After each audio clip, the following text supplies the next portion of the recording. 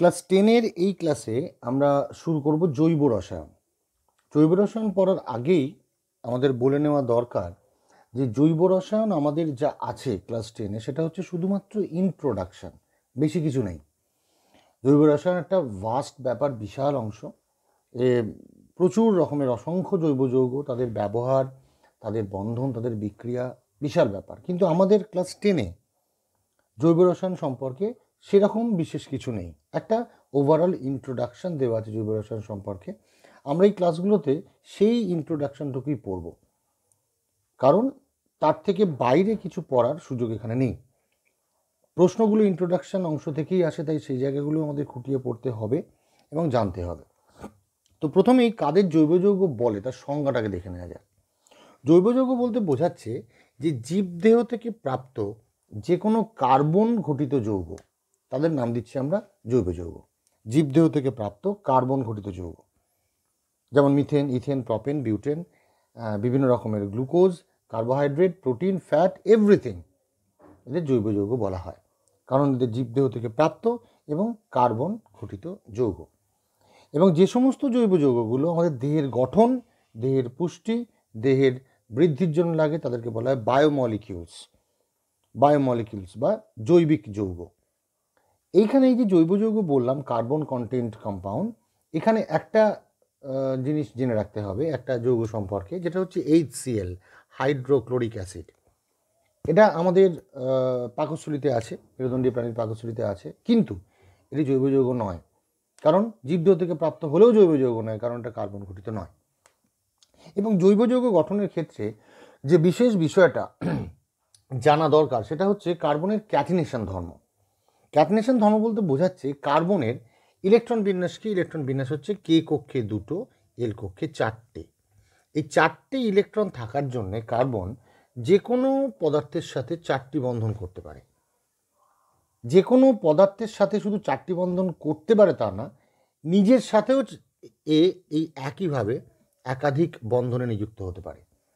তো যে ধর্মের জন্য কার্বন তারই একটি পরমাণু অন্যান্য কার্বন পরমাণুগুলোর সাথে এক বন্ধন, দ্বিবন্ধন বা ত্রিবন্ধন দ্বারা পরস্পর যুক্ত হয়, সেই ধর্মকে বলে ক্যাটিনেশন ধর্ম। এই ক্যাটিনেশন ধর্ম থাকার জন্যই কিন্তু কার্বন জৈব যৌগ, এত সংখ্যক জৈব যৌগ গঠন করেছে। এবং এই জৈব যৌগ গঠন করার সময় কার্বন যে স্ট্রাকচার বা যে শেপগুলো সৃষ্টি করে, সেই শেপ হচ্ছে 3টে। যখন কার্বন এক বন্ধন দ্বারা অন্য কারোর সাথে যোগ হয়, তখন এই বন্ধনগুলোর মধ্যে কোণের পরিমাণ হচ্ছে 109 ডিগ্রি 28 মিনিট, অর্থাৎ তখন কার্বন চতুস্তলকীয় আকার গঠন করে। চতুস্তলক, তখন সেই চতুস্তলকীয় আকার কার্বন গঠন করে যখন এরা এক বন্ধন হিসেবে থাকে। কোণটা হচ্ছে 109 ডিগ্রি 28 মিনিট। যখন দ্বিবন্ধন হিসেবে থাকে তখন তার গঠনটা হচ্ছে একতলীয়। কার্বন আর এটার সাথে কার্বন দ্বিবন্ধন আছে, তখন এর গঠনটা হচ্ছে একতলীয়, একটা তলের মাধ্যমে থাকে। আর যখন কার্বন ত্রিবন্ধন হিসেবে থাকে তখন সরল রৈখিক আকার ধারণ করে। তো এই জন্য চতুস্তলকীয় আকার বা একতলীয় আকার বা সরল রৈখিক আকারের মাধ্যমে কার্বন এক বন্ধন, দ্বিবন্ধন, ত্রিবন্ধন গঠন করে বিভিন্ন যৌগ গঠন করে। তার জন্যে যৌগ সংখ্যা এত কিছু। কার মধ্যে এক বন্ধন, দ্বিবন্ধন, কার মধ্যে ত্রিবন্ধন, সে সমস্ত কিছু আমরা ধীরে ধীরে এক্সপ্লেনেশনে বা এক্সাম্পলে পড়ব। এইগুলো হচ্ছে জৈব যৌগের কার্বনের মূল ধর্ম। এখন জৈব যৌগ, কার্বন তো তৈরি করলে এত জৈব যৌগ, কিন্তু কত রকমের জৈব যৌগ হয়, কী করে টোটাল জৈব যৌগগুলোকে পড়বো? এত সংখ্যক জৈব যৌগ আছে, আমাদের পড়বো কীভাবে? তার জন্যে আমরা জৈব যৌগটার ক্লাসিফিকেশনটা একটু দেখে নিই, কত রকমের জৈব যৌগ হয়। এই চার্টটা মনে রাখতে পারলে আমাদের অনেকটা লাভ। এরকম জৈব যৌগকে মূলত দুটো ভাগে ভাগ করে দেওয়া হয়েছে, অ্যালিফ্যাটিক এবং সাইক্লিক। যখন কার্বন উন্মুক্ত শৃঙ্খলের মাধ্যমে কোনো যৌগ গঠন করে, যেমন methane, ethane, propane, butane, acetylene, এদের ক্ষেত্রে কি কার্বন উন্মুক্ত শৃঙ্খল, তাই এই যৌগগুলোর নাম দেওয়া হচ্ছে অ্যালিফ্যাটিক। আর সাইক্লিক বলতে কি বোঝায়? যখন কার্বন বদ্ধমুখ শৃঙ্খলের মাধ্যমে যৌগ গঠন করে, এইভাবে রিং তৈরি করে, তখন তাকে বলছি, সেই সমস্ত জৈব যৌগগুলোকে বলছি আমরা সাইক্লিক জৈব যৌগ। তাহলে অ্যালিফ্যাটিক পেলাম, সাইক্লিক পেলাম। অ্যালিফ্যাটিক দু রকমের হয়। যদি এই উন্মুক্ত শৃঙ্খলের মধ্যে সব কটা সিঙ্গেল বন্ড থাকে, এক বন্ধন থাকে, তখন তাকে বলে সম্পৃক্ত অ্যালিফ্যাটিক যৌগ, যাদের আরেকটা নাম হচ্ছে অ্যালকেন, যেমন মিথেন, ইথেন, প্রপেন, এই সমস্ত যৌগগুলো এক বন্ধন দ্বারা যুক্ত থাকে, তাই এদের বলা হচ্ছে অ্যালকেন। আর আরেক ধরনের হচ্ছে অসম্পৃক্ত। অসম্পৃক্ত বলছে এক বন্ধন তো থাকবেই, তার সঙ্গে যদি দ্বিবন্ধন বা ত্রিবন্ধন থাকে, উন্মুক্ত শৃঙ্খলের মধ্যে দ্বিবন্ধন বা ত্রিবন্ধন থাকে, তখন তাদের বলা হচ্ছে অসম্পৃক্ত যৌগ। সম্পৃক্ত হলে সব কটা বন্ধন এক বন্ধন, অসম্পৃক্ত হলে দ্বিবন্ধন হতে পারে, ত্রিবন্ধন হতে পারে। এবং যদি দ্বিবন্ধন থাকে তার নাম দিচ্ছি আমরা অ্যালকিন। যেমন ইথিলিন, CH2 দ্বিবন্ধন CH2, এই যৌগটার নাম হচ্ছে ইথিলিন, এটাকে অ্যালকিন বলে। যখন ত্রিবন্ধনযুক্ত থাকে তখন তার নাম হচ্ছে অ্যালকাইন, যেমন CH triple bond CH acetylene, এটা হচ্ছে অ্যালকাইন। তাহলে অ্যালিফ্যাটিক দু প্রকার, সম্পৃক্ত অসম্পৃক্ত, অসম্পৃক্ত দু প্রকার, অ্যালকিন অ্যালকাইন। তার মানে অ্যালিফ্যাটিক থেকে 3 রকম যৌগ পেলাম, অ্যালকেন জাতীয় যৌগ, অ্যালকিন জাতীয় যৌগ এবং অ্যালকাইন জাতীয় যৌগ। Next cyclic. কার্বনিক শৃঙ্খলটার মধ্যে যদি সবকটা কার্বন থাকে তখন তার নাম দেওয়া হচ্ছে হোমোসাইক্লিক। যেমন সাইক্লোহেক্সেন, সাইক্লোবিউটেন, এরা সবাই হচ্ছে হোমোসাইক্লিক যৌগ। আর যদি এই কার্বন শৃঙ্খলের মধ্যে কার্বন ছাড়া অন্য কেউ প্রবেশ করে, যেমন এই যে যৌগটা এঁকেছি এর নাম হচ্ছে পিরিডিন, পিরিডিন। এইখানে যে কার্বন শৃঙ্খল তৈরি হয়েছে, এখানে সব জায়গায় কার্বন আছে কিন্তু তার সঙ্গে একটি নাইট্রোজেন ঢুকে গেছে। তাহলে যদি রিংয়ের মধ্যে কার্বন ছাড়া অন্য কোনো পরমাণু চলে আসে তখন তার নাম দেওয়া হচ্ছে হেটেরোসাইক্লিক যৌগ। তাহলে হোমোসাইক্লিক, রিংয়ে সবাই কার্বন; হেটেরোসাইক্লিক, রিংয়ে কার্বন ছাড়া, কার্বন তো থাকতেই হবে, কার্বন ছাড়া অন্য মৌল, যেমন পিরিডিন, থায়োফিন, ফিউরান, এরা হচ্ছে হেটেরোসাইক্লিক। আর হোমোসাইক্লিক দু রকম, অ্যালিসাইক্লিক এবং অ্যারোমেটিক। অ্যারোমেটিক বলতে বোঝাচ্ছে যে সমস্ত হোমোসাইক্লিক যৌগগুলোর মধ্যে বেনজিন রিং বর্তমান। বেনজিন রিংটা এইরকম দেখতে হয়, CH, সিঙ্গেল বন্ড CH, আবার ডাবল বন্ড CH, আবার single bond CH, double bond CH, single bond CH, দেন ডাবল বন্ড, এরকম। এটাকে শর্টে আঁকা যায় এইভাবে, এটাকে বলে বেনজিন রিং। এটা একটা যৌগ। যদি বেনজিন রিং থাকে কোনো একটি যৌগের মধ্যে তখন তার নাম দেওয়া হচ্ছে অ্যারোমেটিক। আর যদি বেনজিন ছাড়া অন্য যে কোনো হোমোসাইক্লিক যৌগের নাম দেওয়া হচ্ছে অ্যালিসাইক্লিক। তাহলে বেনজিন রিং থাকলে তার নাম দেওয়া হচ্ছে অ্যারোমেটিক, আর বেনজিন ছাড়া অন্য কেউ থাকলে তাকে নাম দেওয়া হচ্ছে অ্যালিসাইক্লিক। তো এইটা হচ্ছে জৈব যৌগের শ্রেণী বিভাগ। এত রকম জৈব যৌগ আছে, মানে মূলত আমরা টোটাল অর্গানিক কেমিস্ট্রিতে কী নিয়ে পড়ব? Alkane, alkyne, অ্যালকাইন, alicyclic, aromatic, heterocyclic, এই 6 রকম যৌগ নিয়ে সমস্ত অর্গানিক কেমিস্ট্রির মানে অর্গানিক কেমিস্ট্রিটা তৈরি।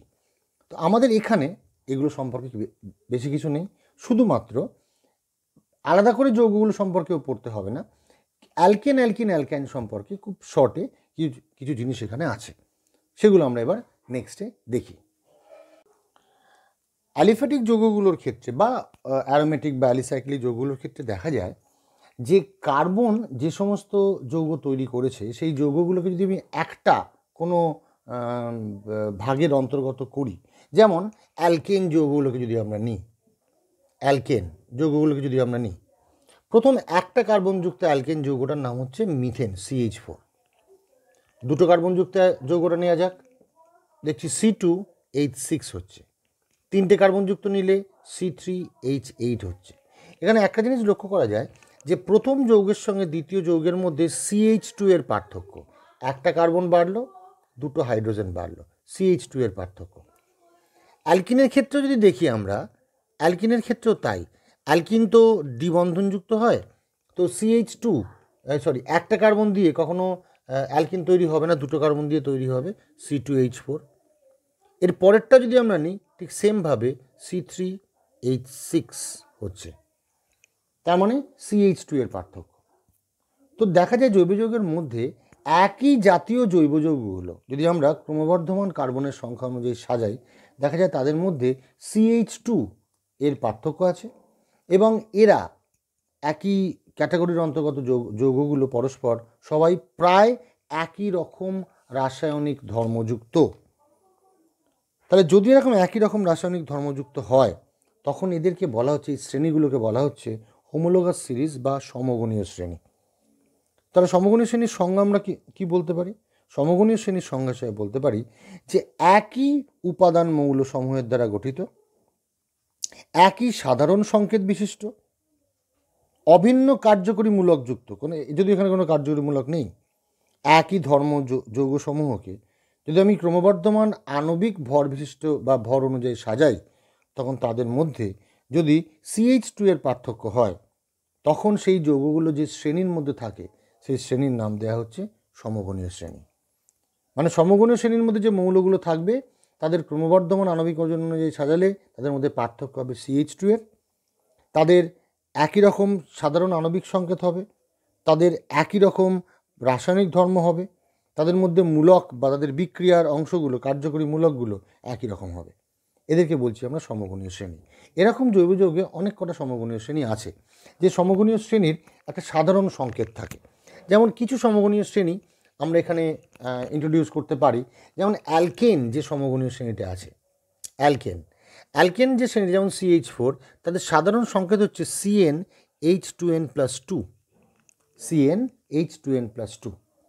যদি আমরা সেগুলোকে দেখতে যাই তাই দেখব, যেমন অ্যালকেনের মধ্যে যদি আমি ইথেনের সংকেত দেখি C2H6 হবে, CnN=2, তাহলে এখানে হচ্ছে 2 দুগুণে 4, 4 আর 2 6, C2H6। অ্যালকেনদের তাহলে সাধারণ সংকেত হচ্ছে C2H6। আর একটা সমগণীয় শ্রেণী নেওয়া যাক অ্যালকিন, এদের মধ্যে বা এদের সাধারণ সংকেত হচ্ছে CnH2n। আর একটা নিতে পারি অ্যালকাইন, এদের সাধারণ সংকেত CnH2n-2। এইভাবে আমরা সমস্ত সমগণীয় শ্রেণীর একটা সাধারণ সংকেত পাই।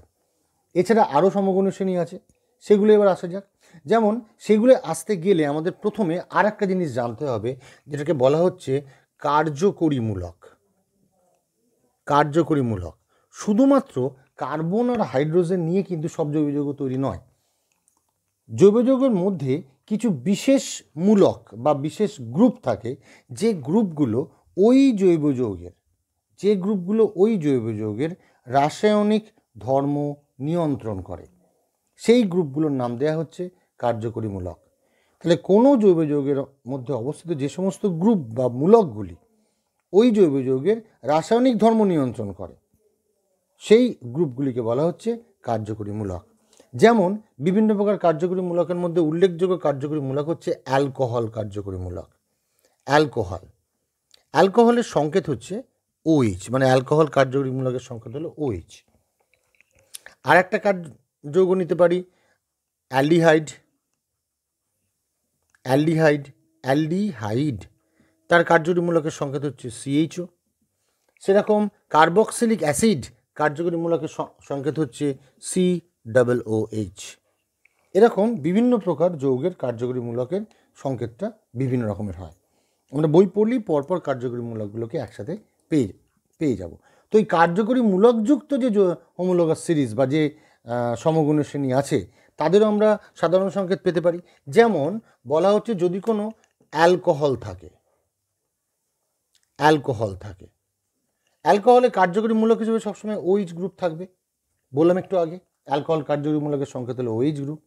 সেই অ্যালকোহলের সাধারণ সংকেত হচ্ছে CnH2n+2O, এইভাবে থাকতে হবে, এখানে 2n+2 করে নিয়ে O। এটা হচ্ছে অ্যালকোহলের সাধারণ সংকেত। অ্যালকোহল যেই হোক না কেন তার সংকেত হবে এইটাই। যেমন একটা অ্যালকোহলের সংকেত লিখি CH3CH2OH।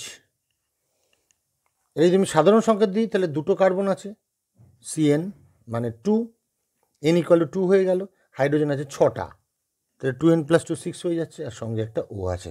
তাহলে অ্যালকোহল কার্যকরীমূলক যুক্ত কোনো যৌগের বা অ্যালকোহল যৌগগুলোর সাধারণ সংকেত হচ্ছে CnH2n+2O।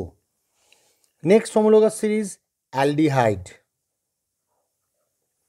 অ্যালডিহাইডের সাধারণ সংকেত কি CnH2nO। এখন 2n+2 না, এখন 2n এবং O অ্যালডিহাইডের সাধারণ সংকেত। অ্যালকোহলের মতো আরেকটা গ্রুপ আছে, আরেকটা কার্যকরী মূলক আছে, তার নাম হচ্ছে ইথার, তার কিন্তু সাধারণ সংকেত সেম। অ্যালডিহাইডের মতোই আরেক ধরনের যৌগ আছে যার নাম হচ্ছে কিটোন, তারও কিন্তু সাধারণ সংকেত অ্যালডিহাইডের মতোই। এদেরকে পরস্পরের কি বলে সেটা আমরা একটু পরেই জানতে পারবো। তো এইভাবে কার্যকরী মূলক সমন্বিত জৈব যৌগ যদি থাকে তাদেরও বিভিন্ন রকমের সমগণীয় শ্রেণী আছে এবং সেই সমগণীয় শ্রেণীর সাধারণ সংকেতগুলো মোটামুটি লিখে দেওয়া হলো। আর একটা আছে অ্যাসিড, কার্বক্সিলিক অ্যাসিড, তার সাধারণ সংকেত হলো CN, H2N, O2, দুটো হাইড্রোজেন থাকে বলে O2। এগুলো হচ্ছে আমাদের বিভিন্ন রকমের সমগণীয় শ্রেণীর সাধারণ সংকেত যেগুলো আমরা পেলাম।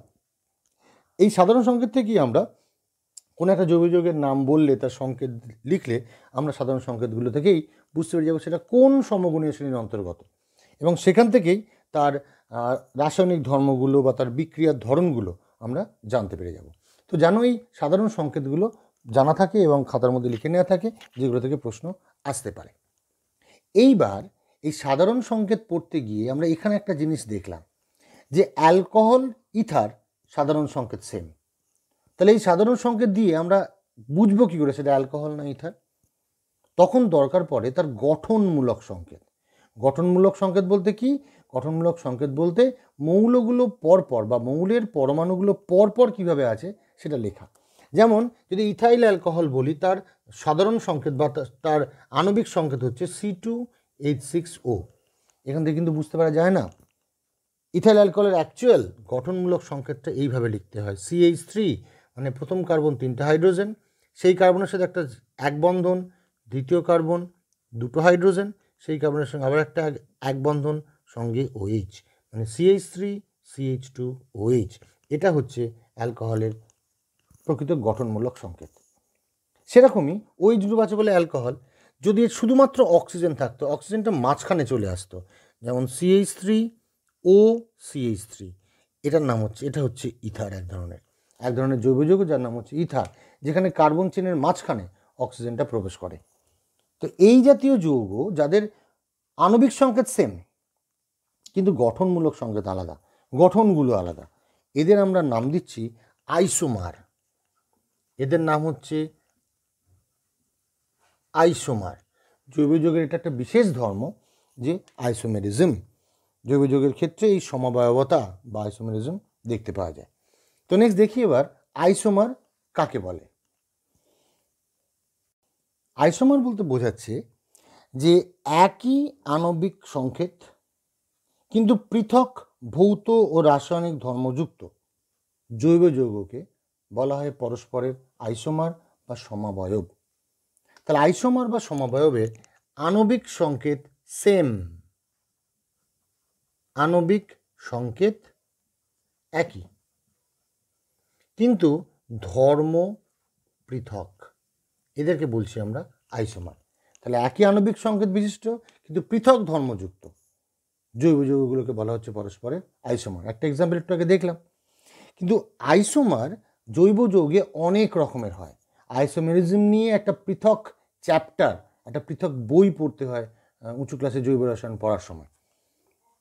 আইসোমার একটা ছোটোখাটো বিষয় নয়, অনেক রকমের আইসোমার আছে। আইসোমারের কিছু বিভাগ আছে, তাদের সংজ্ঞা আছে, উদাহরণ আছে। আমরা শুধু ক্লাস 10-এ আমাদের সিলেবাসের অন্তর্গত 3 রকমের আইসোমার পড়ব। 3 রকমের আইসোমার যাদের একই আণবিক সংকেত কিন্তু ধর্ম আলাদা। 1 নম্বর আইসোমারের নাম দিচ্ছি আমরা গঠনগত আইসোমার বা গঠনগত আইসোমারের মধ্যে শুধুমাত্র গঠনগত না বলে আমি এর আসল নামটা বললাম। মানে আসল নাম হচ্ছে রিং বা চেন আইসোমার বা শৃঙ্খল আইসোমার, শৃঙ্খল সমাবয়ব বা শৃঙ্খল আইসোমার 1 নম্বর। 2 নম্বর পড়ব যে আইসোমারগুলো, গঠনগত আইসোমারগুলো, তার নাম হচ্ছে অবস্থানগত আইসোমার, অবস্থানগত আইসোমার। আর 3 নম্বর পড়ব আমরা কার্যকরী মূলক আইসোমার। এই 3 রকম ছাড়া কিন্তু আরও অনেক রকমের আইসোমার আছে, কিন্তু ক্লাস 10-এ আমাদের এই 3টে আইসোমার পড়লেই হয়ে যাবে। তো কাকে শৃঙ্খল আইসোমার বলে? আমরা দুটো জৈব যৌগের নাম লিখছি, CH3 CH2 CH2 CH3। এই যৌগটার নাম হচ্ছে বিউটেন। এর শৃঙ্খলে স্ট্রেট 4টে কার্বন আছে। আবার একটা যৌগ লিখছি CH3 CH, নিচে CH3, পাশে CH3, এইটা, এটার নাম হচ্ছে আইসোপ্রোপেন। আইসোপ্রোপেন। দুটো যৌগতেই 1 2 3 4 4টে কার্বন আছে। দুটো যৌগতেই 3 আর 3 6 আর 4 10, 10টা হাইড্রোজেন আছে, 3 3 9, 1 10, 10টা হাইড্রোজেন আছে, কিন্তু শৃঙ্খলে কার্বন সংখ্যা আলাদা। এই CH3 গ্রুপটা সাইড চেনে চলে এসছে, পার্শ্ব শৃঙ্খলে চলে এসছে, কিন্তু মূল শৃঙ্খলে এখানে 4টে কার্বন, এখানে 3টে কার্বন। তাহলে যদি একই আণবিক সংকেত বিশিষ্ট দুটি জৈব যৌগের শৃঙ্খলে কার্বন সংখ্যার ভিন্নতা থাকে, ভিন্ন হয়, তখন সেই জৈব যৌগগুলোকে বলা হয় পরস্পরের শৃঙ্খল আইসোমার। একই আণবিক সংকেত বিশিষ্ট 2 বা ততোধিক জৈব যৌগ যাদের মূল শৃঙ্খলে কার্বন সংখ্যার পার্থক্য আছে, তাদের নাম দিচ্ছি আমরা শৃঙ্খল আইসোমার। এরকম জৈব যৌগের মধ্যে প্রচুর শৃঙ্খল আইসোমার বর্তমান। এটা গেল ফার্স্ট শৃঙ্খল আইসোমার। উদাহরণ পেলাম আমরা বিউটেন এবং আইসোপ্রোপেন। নেক্সট আইসোমার হচ্ছে অবস্থানগত আইসোমার। যেমন একটা কার্যকরীমূলক আমরা একটু আগেই জেনেছি, হাইড্রক্সিল OH গ্রুপ। তো এই যৌগটার নাম CH3CH2CH2OH, নাম হচ্ছে প্রপাইল অ্যালকোহল বা প্রপানল। আরেকটা যৌগ লিখলাম CH3CHOH OH-টা 2 নম্বরে চলে এসছে, এর নাম হচ্ছে আইসোপ্রপানল বা 2-হাইড্রক্সি প্রপেন বা 2-প্রপানল বললেও চলে। এই যে আমি দুটো পেলাম আমরা, এখানে কার্বন সংখ্যা, হাইড্রোজেন সংখ্যা, অক্সিজেনের সংখ্যা 3টের মধ্যেই সেম, অথচ কার্যকরী মূলকের অবস্থানটা পার্থক্য ঘটেছে। এখানে 1 নম্বরে আছে, এখানে 2 নম্বরে চলে এসছে। একই আণবিক সংকেত বিশিষ্ট দুটি বা ততোধিক জৈব যৌগের মধ্যে যদি কার্যকরী মূলকের অবস্থানের পরিবর্তন ঘটে, তখন তাদের নাম দেওয়া হচ্ছে অবস্থানগত সমাবয়ব, কারণ কার্যকরী মূলকের অবস্থান পরিবর্তন ঘটেছে। এদেরকে বলা হয় অবস্থানগত সমাবয়ব। 3 নম্বর সমাবয়ব, এটা খুব গুরুত্বপূর্ণ এক ধরনের সমাবয়ব। এই যৌগটার নাম হচ্ছে CH3CH2CHO, নাম হচ্ছে প্রপান্যাল। এই যৌগটা CH3C ডাবল বন্ড OCH3, এই যৌগটার নাম হচ্ছে অ্যাসিটোন। সম্পূর্ণ পৃথক দুটো যৌগ, এখানে অ্যালডিহাইড, এখানে কিটোন। দুটো যৌগের মধ্যে কার্যকরী মূলকটাই পরিবর্তিত হয়ে গেছে, একটা অ্যালডিহাইড কার্যকরী মূলক, একটা কিটোন কার্যকরী মূলক হয়ে গেছে। আর একটা শর্ট বা সহজ এক্সাম্পল দেওয়া যাক, CH3CH2OH, একটু আগেই বলেছি ইথানল নাম এটা বা ইথাইল অ্যালকোহল। CH3OCH3, এই যৌগটার নাম হচ্ছে ডাইমিথাইল ইথার, একটা অ্যালকোহল একটা ইথার। এখানেও তাই, আণবিক সংকেত সেম কিন্তু কার্যকরী মূলক ভিন্ন হয়ে গেছে। তাই এই জাতীয় যৌগ একই আণবিক সংকেত বিশিষ্ট যাদের কার্যকরী মূলক ভিন্ন রকম হয়, তাদেরকে নাম দিচ্ছি আমরা কার্যকরী মূলক সমাবয়ব। এই 3 রকম সমাবয়ব আছে। শৃঙ্খল সমাবয়ব, মূল শৃঙ্খলে কার্বন সংখ্যার পার্থক্য। অবস্থানগত সমাবয়ব, কার্যকরী মূলকের অবস্থান ভিন্নতা। আর কার্যকরী মূলক সমাবয়ব হচ্ছে ভিন্ন কার্যকরী মূলক যুক্ত যৌগ। তাই এই 3 রকমের সমাবয়ব আমাদের ক্লাস 10-এ পড়তে হবে। একটা কথা মনে রাখতে হবে, অ্যালডিহাইড কিটোন পরস্পর কার্যকরীমূলক সমাবয়ব তৈরি করতে পারে, অ্যালকোহল ইথার পরস্পর কার্যকরীমূলক সমাবয়ব তৈরি করতে পারে, আর অ্যাসিড এবং এস্টার, এটা এক ধরনের জৈব যৌগ, এরাও পরস্পর কার্যকরীমূলক সমাবয়ব তৈরি করতে পারে। এটুকু মনে রাখলে আমার মনে হয় শর্ট কোশ্চেনে সুবিধে হবে। এইটা হচ্ছে 3টে কার্যকরীমূলক সমাবয়বের একটা ব্যাখ্যা। তো 3 রকম আইসোমার পেলাম, এছাড়া আরও অনেক রকমের আইসোমার আছে, সেই আইসোমার আমাদের 10ম শ্রেণীতে লাগবে না। তো আমরা এই ভিডিওতে প্রিলিমিনারি আইডিয়াটা পেলাম জৈব যৌগ সম্পর্কে। জৈব যৌগ কাকে বলে, কার্বনের স্ট্রাকচার, কার্যকরী মূলক, জৈব যৌগের শ্রেণীবিভাগ এবং সমগণীয় শ্রেণী বা সমগোত্রীয় শ্রেণী। ভিডিওটা শোনার সময় বা দেখার সময় আমার একটা রিকোয়েস্ট হচ্ছে যে খুব কান দিয়ে ভালো করে ভিডিওটা শুনতে হবে এবং এর ভেতরে যে সমস্ত কথাগুলো বলা হচ্ছে সেগুলোকে একটা খাতায় লিখে রাখতে হবে। লিখে রাখলে আমার মনে হয় জৈব যৌগটা পড়া অনেক সুবিধে হবে। তো এটা গেল ইন্ট্রোডাকশন অ্যাবাউট অর্গানিক কেমিস্ট্রি, তার ফার্স্ট ক্লাস।